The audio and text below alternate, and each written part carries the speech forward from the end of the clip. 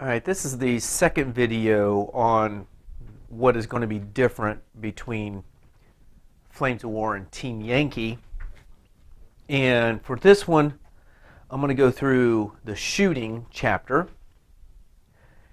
And again, I'm going to give page numbers so you can reference your own book as to what I'm talking about. So I'm going to go to page 38.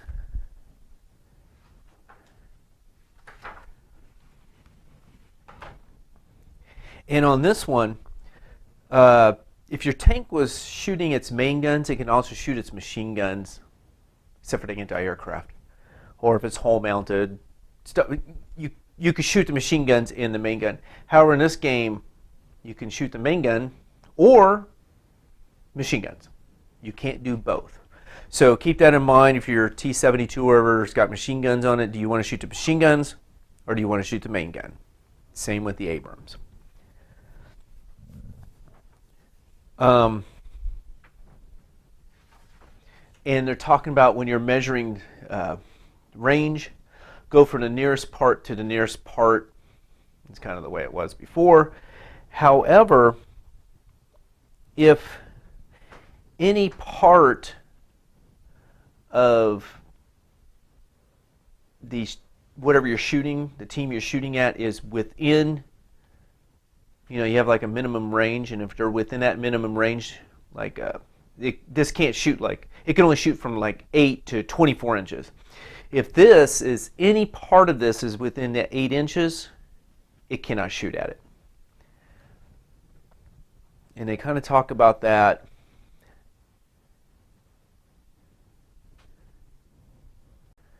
Yeah, they talk about it up here. It says, weapons with a minimum range cannot hit a target where any part of it is within that distance.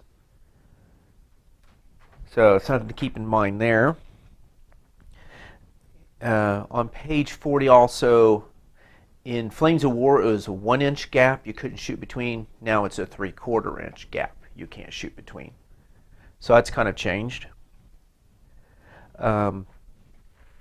Another thing that's changed is short terrain, like these fences or these woods. Well, I guess this wouldn't be short. So back up here. This field, if you're within 2 inches of it, you don't give concealment to the opponent, but you still get concealment. So in this example, they're shooting at this. They're within 2 inches of fence. This does not get concealment. They're shooting at them. They're not within 2 inches of this. They get concealed.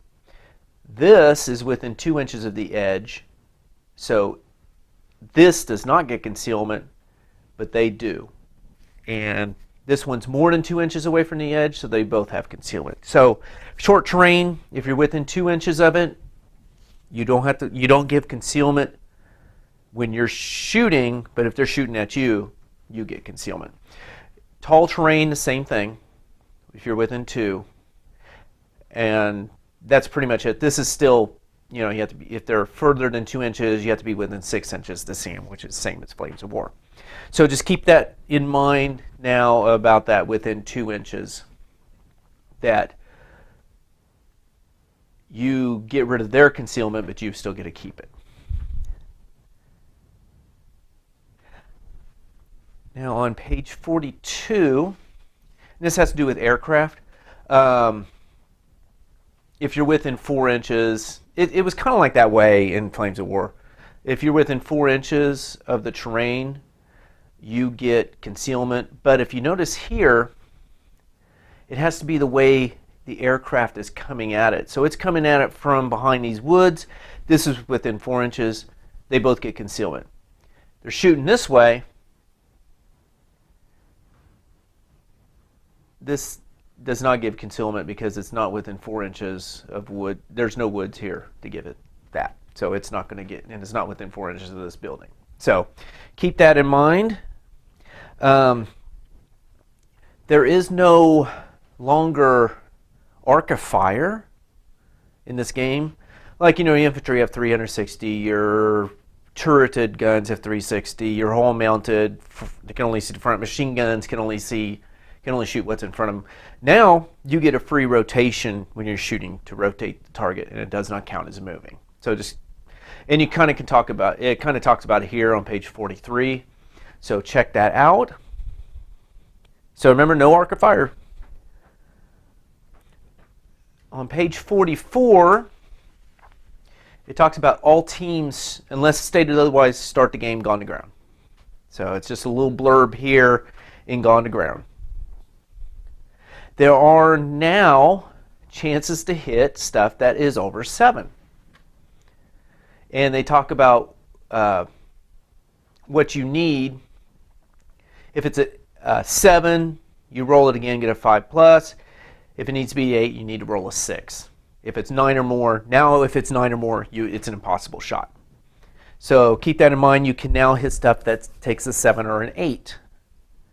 Assigning hits has definitely changed. It used to be the one being hit allocated the shots out, and there was a certain order you did it, and it sometimes got pretty complicated. This time you just pick a target team. If it gets hit, you allocate the shooter allocates the hits out. However, you have to start with who you're shooting at. Who are you targeting? That's the one that gets the first die. Then it's going to things within 6 inches of that target team. It's the only thing that's going to be allocated. The dice. There is the mistaken target rule.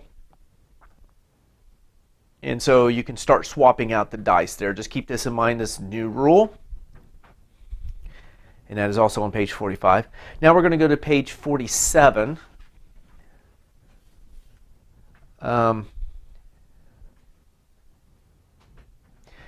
Down here, bailed out a second time. It used to be you'd have to make like a motivation test. It's not that anymore. You need to do a remount test.